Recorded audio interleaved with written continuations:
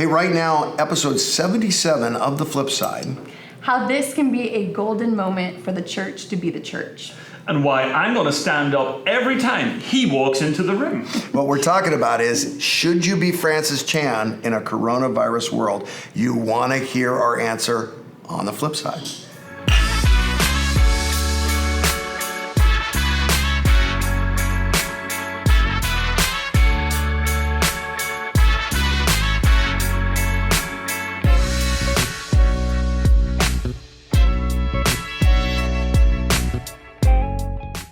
Hello and welcome to a very special episode of The Flip Side. Usually we cover the weekend sermon, but this week we're actually going to talk about a couple weekends ago and about current events as we kind of explore the question of our friend Francis Chan going towards the coronavirus in Asia as opposed to running away from it. Now, Andrew, You've been in contact with Francis. A really incredible development happened. You know, he even said to us at church, he goes, I'm 80% sure God is calling us to do this. I'm still wrestling with it a little bit. And then he discovered something, and we've actually got some video. Yeah. I asked him simply the question, what's your biggest fear? And he turned around and said that this maybe isn't God. And then he said, God in his grace revealed that 70 years ago that Francis's mum, who gave birth to Francis obviously, but died in giving birth to him, she had served God in the very district of Hong Kong that his office was going to be in, the same office building, the same office block. So it was like a total confirmation for him. God has me where I should be. Wow. So, for instance, if you want to see this, if you don't know, if you're one of the three people in America who doesn't know who Francis Chan is, he's an incredible voice speaking in many, many, many places in America. He's kind of giving that up to go be a missionary in Asia. Here's exactly what he said about what Andrew just reported.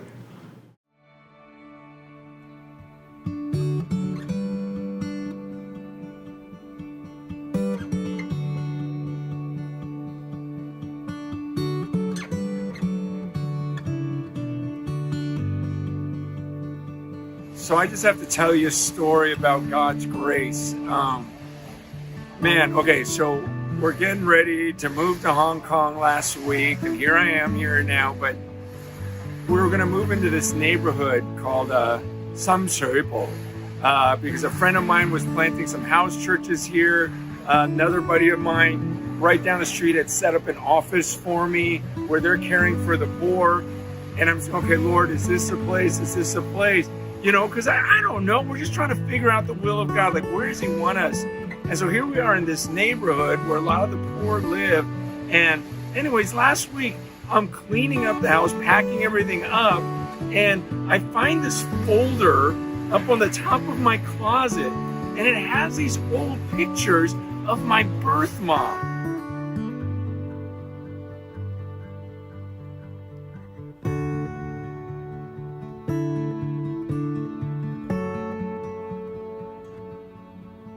My mom gave birth to me and died while she was giving birth to me in San Francisco.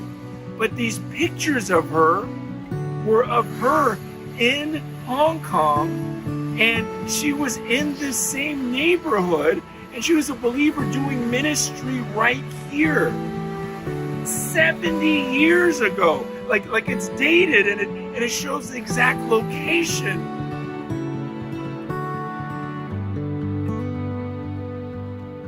70 years ago, she was here doing ministry, right here in this building, right behind me. That means she walked this neighborhood and prayed to God and said, God, can I have an impact here? I want to have an impact here. 70 years ago. And I can just see God going, okay, it's not going to be the way you think. You're going to go to San Francisco, give birth to a son, and you're going to die in the process, and he's going to come back here. And so when I saw that and realized where it was just confirmation of God's goodness. Just, he didn't have to do these things. It's just his grace going, no, you're on the right direction. So I just had to share that story with you guys.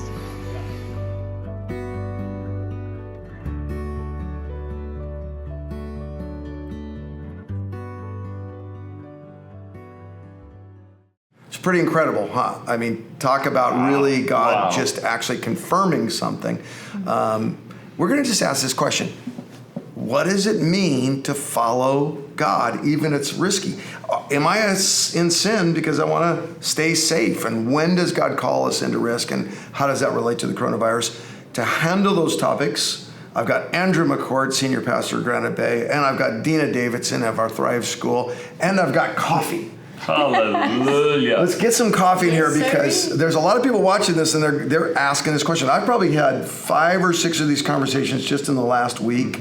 I know you've had some, Dena, you've had some.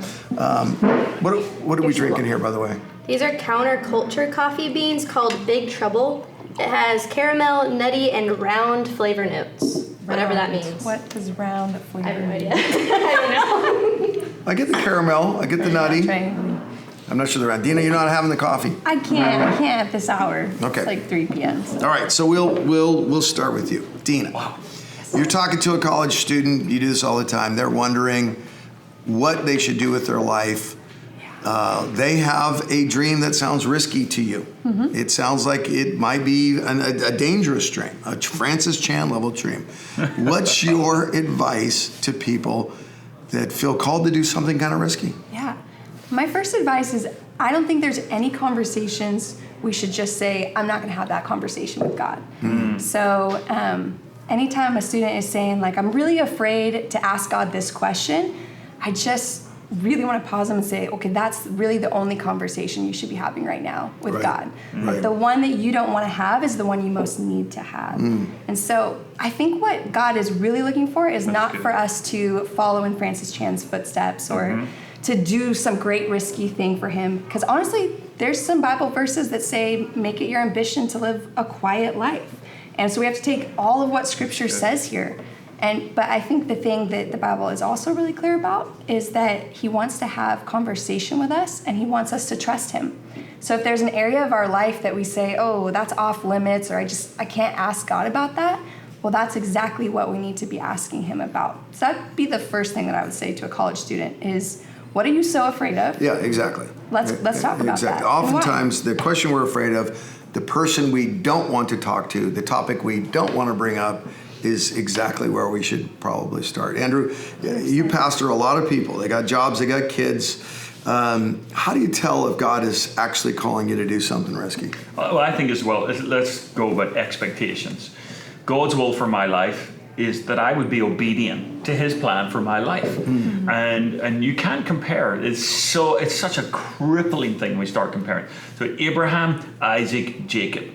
If you look at Abraham, he's always known for being the incredible person that took the step of faith.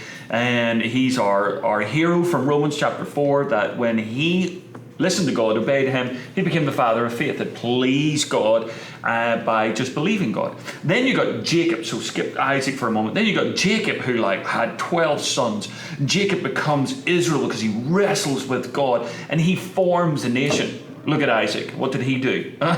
He stayed at home. He had 2 kids. That was it. But what did he do? He got the blessing of God from one generation to another. That is highly significant. It wasn't glamorous. It wasn't way sexy. He didn't have his own show. He didn't have the flip side. He didn't have anything like this. He just got the blessing of God from one generation to the next by being what? Faithful and obedient. Isaac's a hero. He is an absolute. He doesn't get the headlines, but he is a hero. So I just say to people, you know what? Just chill in the best sense. Here's a verse that I love so much. 1 Thessalonians 5:16 to 19. It says, be joyful always, pray continually, give thanks in all circumstances. This is the will of God for your life. That's so good.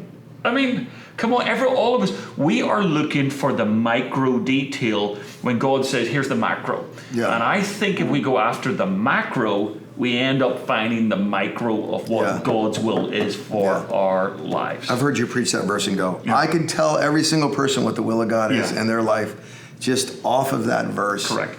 Yeah. I had a guy this weekend, very sincere, 61 years old, in tears, very emotional. He goes, I can't get this Francis Chan sermon out of my head. And he said, Curt, am I in sin for not doing exactly as Francis Chan should be doing? And I said to him, are you in sin for not moving right towards the coronavirus or staying in your suburban? And I said, well, there's really two answers to that. Number one, if you're telling me, should I be open to do whatever God is calling me to do? Yes, that is correct. You should be open, to your point, that there needs to be an openness. I can't tell you how many people say to me, Curt, how long are you going to do this? Or how long are you going to do that? And I said, I'm not answering that question, because every time I answer a question like that, God goes, aha, no, I'm actually moving you over here. Yeah. And I've learned to hold my future very loosely. I've learned to get up and say, your kingdom come, your will be done, putting my head down and doing the will of God. So should I be very open? Yes. Should I compare my calling to anyone else's calling? No. This is where we get a problem, is when we go, I should be doing exactly what Andrew's doing, or Dena's doing, or Francis Chan is doing. So I said to him, should my youngest daughter, when she was 10, should she go to China? No. At age 11? No. 12, 13, 18? No. 20? No. I said, why are you hesitating here? He goes, well, she really just has to hear from God. Or yes, there you go. That's the answer. Not comparing herself to Francis Chan or to her dad's anointing or calling or job, but to his. Yeah. So let me just ask you this. Let's take it one level deeper. How should Christians approach pandemic? The word is being used. It's technically a pandemic, and what is the Christian response here? I raise my hand first. Okay, go. I actually I'm not in any way excited about the coronavirus, but I am excited. Good to know. It's good to know. But I love church history, and historically, in times of national tragedy or even worldwide tragedy, that is the time that the Church of Jesus Christ shines. Yes. And when the Church of Jesus Christ shines, that means the name of Jesus is lifted up and more people are drawn to him. And so while I'm 0% excited about the possibility of people becoming ill and even dying, I am so excited for this opportunity for the church to rise up and to be the church and to show people who Jesus is. So I want to say, in all these dark days, and they are dark days, let's also be aware that this is a golden moment for the church to be the church. And again, it just makes me sad that maybe our biggest question is, how can we stay safe? Instead of, God, there's so many needs in my world right now. Yes. What are you calling me to do to meet those needs? Because as Christians, we have a hope that's beyond this world. Yes. And so it seems kind of crazy that our thoughts are dominated by protecting our life in this world. Yes. Instead, let's open the conversation. God, what do you want to use my life for in this world? Now, I'm not, suggesting someone doesn't be safe. I'm just saying I think our thoughts are dominated by the wrong questions. Yeah, going back to Francis Chan, he was talking a lot about valuing our lives too much. Yes. Yeah. And the Bible says discounting our life and giving our life away. What's interesting to me about that answer, Dena, is there seems to be, it's in our politics, it's in our civility to each other, it's in our online dialogue. We are just so either or. Right now. So Yeah. true. You got to either be an opportunity person who's looking for a chance to minister to people, or I've got to be safe.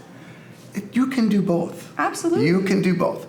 You can be a common sense person who washes your hands, doesn't get into environments that would be dangerous for you or someone else, and also go, I'm looking for God's moment in this crisis, because you're absolutely right. Crisis helps us believe something that we normally don't believe, which is that our life is limited. We're just in such a deep denial about that our life is limited. We don't want to think about funerals and death and aging and getting old and sickness or brokenness in our world, even though it's the most abundantly clear fact of our existence that we are limited. This kind of, it's like a funeral can sometimes be the most beautiful time to help people reach out to Christ. Exactly. It's sad, you don't want it to be that way, but there's a sobering moment where people go, I ought to consider the things of eternity. This is that opportunity to bring hope and reality and truth to people that are not often thinking about eternal things. Amen. For me, I mean, it's on a number of levels our response needs to be. For me, it's a personal level. My mom's just out of surgery. She's 77. So she is in that critical group of underlying health problems, and she's in that age bracket. So I'm just going, Jesus, help her, protect her. And Mom also, we can pray angels around your house, but shut your door. Be very careful about who comes into the house and who you're in contact with. So for anyone out there that's obviously at this moment in time fearful, we're just saying we're with you. Be wise in all of that. And we're praying for you. We're actively praying as a church. So I think we show wisdom, and we're praying as a church. But I think, as Dena said, there's an incredible moment for the church to rise up and be helped. What does that actually look like? I think of all the medical professionals that are helping Bayside at this moment in time. One, they're in their jobs every day. While we're here praying and thinking about how is this going to affect our services, they're actually front line going, how can I use the godly talent that he gave me to help people and alleviate this, the people that have contracted this, and also to stop people from I think they are the Christian leaders right now, not me and my office pastor. So right now, they're the pastors of the church. They're the leaders of the church.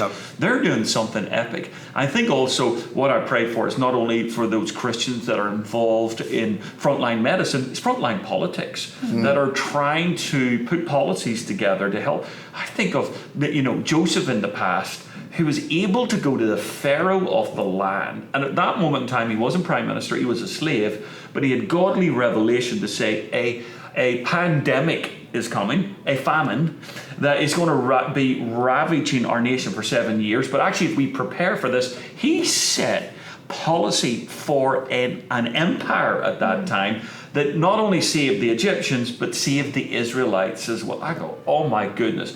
God's got his people at the right time. And then in the book of Acts, I mean, this blows my mind. In Acts chapter 11, it says that the church in Antioch that had been started because of a persecution. So they had to flee persecution, and they end up north of Jerusalem in modern Syria. And a guy, Agabus, who was seen as a prophet, he prophesied that where they came from is going to have a famine. And the church was so moved by it, they went, even before the famine came, we better take an offering. We better receive an offering to help the church for the famine that's about to come. I go, oh my goodness. Lord, help us to be at the fore and on the edge of really helping, local government, state government, national government, global government, World Health Organization. Lord, put your people in these places at this moment, and Lord, it'll be incognito. They won't come out with an I love Jesus sign, but they will bring the kingdom of God to global situations like this. It's so interesting. You said two things that just have to be repeated. God's got the right people in the right places. And at Bayside, we really do see that. All of our campuses, incredible professionals, incredible lay leaders. We see it in Mexicali, Mexico. We see it in many of our Unleash Compassion events. And God really does have the right people. We did not have to work hard to put together our team that's crisis managing this. We have the right officials and medical professionals, man. They stepped up. And then the other thing you said is, God knows. There was not an emergency press conference in heaven this last week about any of this.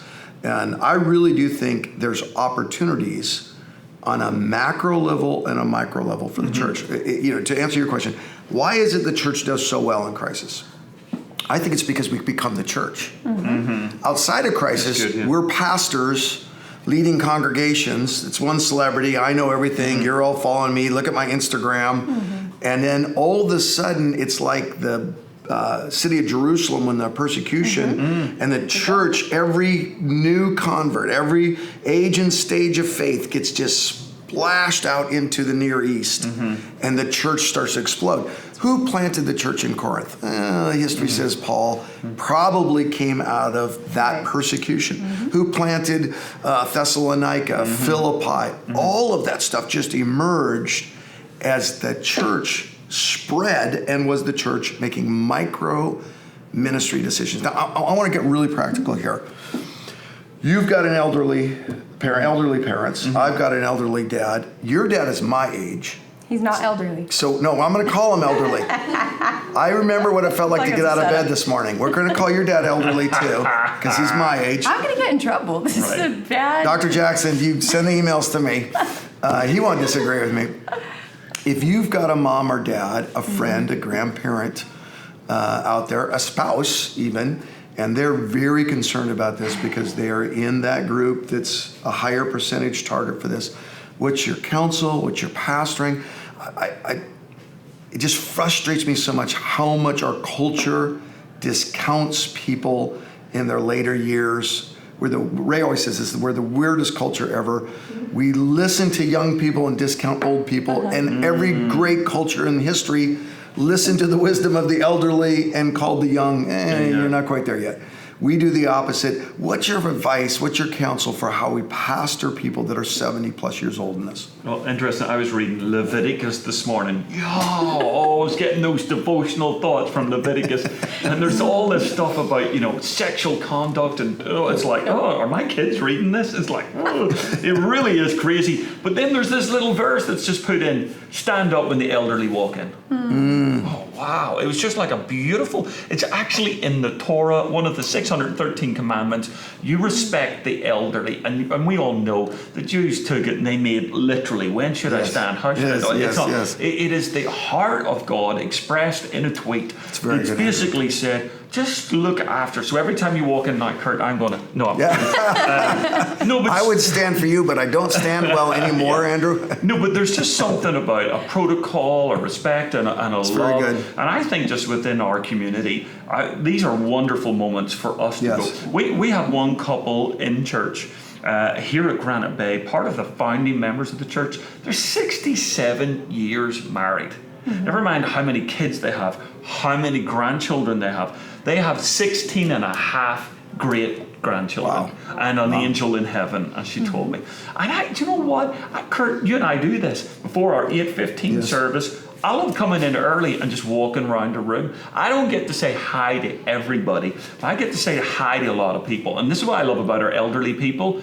They're always coming to the early service because, as you say, they've got something to do that day. They've still got plenty of energy in them. They're coming to the early service. They're there early. They're not walking in late. They're always there early. And I just love walking around the room, not just in times of crisis, are you okay? But actually being proactive in the good times and the easier times. How are you doing? And saluting them. Because bottom line is, we wouldn't have church buildings if it weren't for them. They have come along, been faithful. They paid for this sort of stuff. So I think it's trying to teach a younger generation in the good times, but also really in the hard times.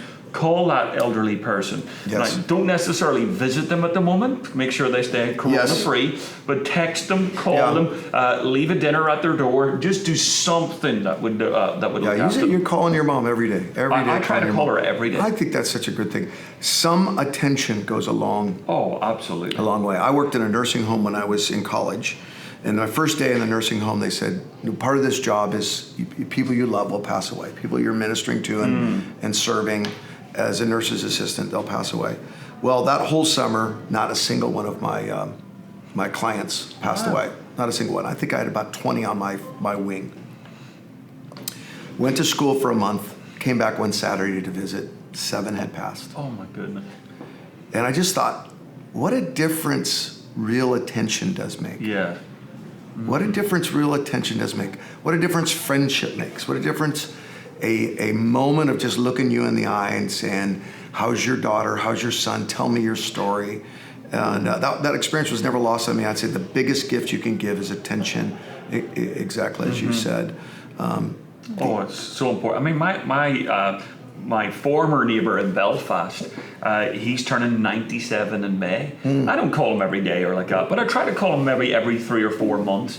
And he married later in life, never had children, so he doesn't have any children now. And it's just something that I still try to do, is keep in touch with them and just check in with them. How are you doing? How's your health? What's going on in your life?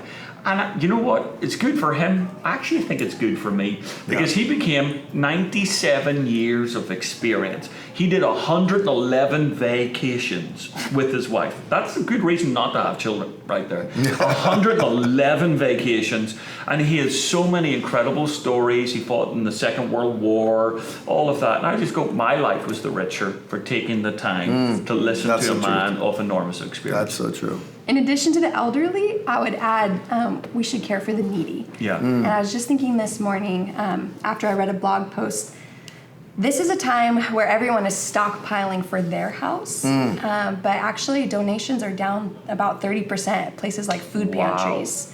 And so it seems like a Christian thing is to prepare, but we also should be mindful about those that may not have the resources to stockpile. So we should not just be filling our carts for our home, but we should also be dropping some things off at our local food pantries. Just are really, You convicted me there. Here, and one other one to think of is prisoners at this time. Yes. You know, we got our Bayside family in Folsom Prison, That's good. and Italy had to put really tight restrictions on their prisoners, and it resulted in riots because it was more like solitary confinement, and they're trying to do it for their. Iran released thousands of prisoners because they're going to be wiped out with this corona. This is going, and it's just going. How do we help? Again, praying for our authorities. What is the wise thing to do?